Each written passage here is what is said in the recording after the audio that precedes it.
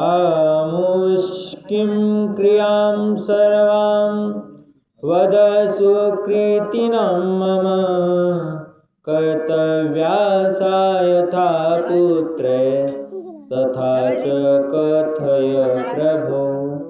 गरुड़ जी ने कहा कि हे प्रभु, पुण्यात्माओं की सारी पारलौकिक क्रियाओं के संबंध में मुझे कुछ बताइए। पुत्रों को जिस प्रकार वह क्रिया करनी चाहिए उसे भी उसी प्रकार कहिए जैसा उसको करना चाहिए।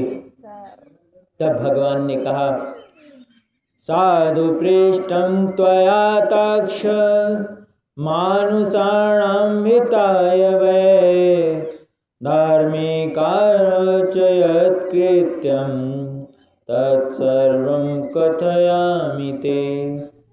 भगवान ने कहा कि हे पक्षीराज, मनुष्यों के हित की दृष्टि से तुमने बहुत उत्तम बात पूछी है। धार्मिक मनुष्य के लिए करने योग्य जो कृत्य हैं वह सब मैं तुमसे बताता हूँ, उसे तुम ध्यानपूर्वक सुनो।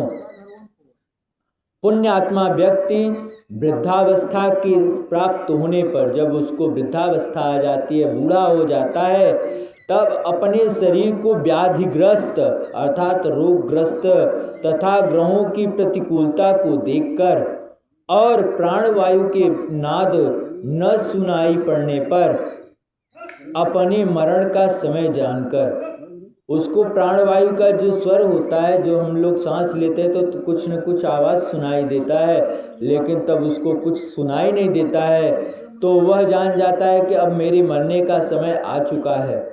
और अपने मरण का समय जानकर निर्भय हो जाए और आलस्य का परित्याग कर जाने अनजाने में किया गया, जो चाहे जान करके चाहे अनजाने में जो किया हुआ पाप है, उस पाप के विनाश के लिए प्रायश्चित का आचरण करें। जब मरण काल उपस्थित हो जाए तो स्नान करके शालिग्राम जो स्वरूप हैं भगवान विष्णु की पूजा करनी चाहिए। गंध से, पुष्प से, कुमकुम से, तुलसी दल से। भगवान को तो सब कुछ न मिले चलेगा, लेकिन अगर भगवान को तुलसी दल मिल गया तो वह सब कुछ उनको प्राप्त हो जाता है, ऐसा वह समझते हैं। भगवान को तुलसी पत्र बहुत प्रिय है, इसीलिए भगवान की पूजा में, विष्णु भगवान की पूजा में तुलसी दल का महत्व ज़्यादा विशेष कर होता है। तुलसी दल धूप, दीप तथा बहुत से मोदक के साथ, लड्डुओं के साथ भगवान को नैवेद्य समर्पित करना चाहिए और भगवान की अर्चना करनी चाहिए। और उसके बाद ब्राह्मणों को दक्षिणा देकर नैवेद्य का ही भोजन कराना चाहिए। जो आपने भगवान को भोग लगाया है उसी नैवेद्य का उनको भोजन कराएं, तथा अष्टाक्षर मंत्र और द्वादशाक्षर मंत्र। दशाक्षर मंत्र कौन से हैं? ओम नमो भगवते वासुदेवाय।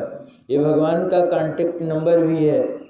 शास्त्रों में साधु संत कहते हैं कि ये भगवान का कांटेक्ट नंबर है। जैसे कांटेक्ट नंबर 10 नंबर का होता है और उसमें +91 लग जाने पर 12 नंबर हो जाते हैं, वैसे ही यह भी अगर देखेंगे तो 12 द्वादशाक्षर मतलब 12, इसमें भी क्या होते हैं? अंक होते हैं, शब्द होते हैं। तो ओम नमो भगवते वासुदेवाय, तो इसमें 12 अक्षर हैं, द्वादशाक्षर मंत्र, इसीलिए इसको कहा जाता है। इसको रात दिन जपना चाहिए। अगर कभी न कभी भगवान अगर क्या कर लिया कि आपने ये दिन रात मिस कॉल उसको देते रहिए, अगर कभी भगवान ने आपका मिस कॉल का जवाब दे दिया तो आपका कल्याण हो जाएगा। इसका अर्थ ये है कि हमेशा भगवान का नाम लेते रहिए। और फिर इसके बाद द्वादशाक्षर मंत्र से का जप करना चाहिए। संस्मरेत् शृणुयाच्चैव विष्णोर्नाम शिवस्य च हरिर्नाम हरेत् पापम नृणं श्रवण गोचरम। भगवान विष्णु और शिव के नाम का स्मरण करना चाहिए और सुनना चाहिए। भगवान का नाम कानों में यदि सुनाई पड़ भी जाता है तो समस्त प्रकार के पाप नष्ट हो जाते हैं। और रोगी के समीप आकर बांधवों को शोक नहीं करना चाहिए। यदि कोई रोगी व्यक्ति है, बीमार व्यक्ति है, तो उसके पास आकर के बांधवों को, बंधु बांधव जो उसके परिवारजन हैं, उसको कभी भी शोक नहीं करना, दुख नहीं करना चाहिए कि अरे कितना दर्द कष्ट झेल रहा है। उसको भगवान का नाम उच्चारण करवाना चाहिए। अगर उच्चारण नहीं कर पा रहा है तो उसको श्रवण करवाना है, भगवान के नाम का श्रवण करवाना चाहिए। और फिर उसके बाद बार बार उसके सामने मेरे पवित्र नाम का स्मरण करना चाहिए। विद्वान व्यक्ति को मत्स्य, कूर्म, वराह, नारसिंह, वामन, परशुराम, राम, कृष्ण, बुद्ध और कल्कि अब अभी कलयुग में उत्पन्न होने वाले, बाकी मत्स्य, कूर्म, वराह, नरसिंह, वामन, परशुराम, राम, कृष्ण और बुद्ध, ये सब भगवान के अवतार हो चुके हैं। और अब कौन सा होने वाला है? अब कल्कि रूप होने वाला है। जब कलयुग का अंतिम समय होगा, उसी समय भगवान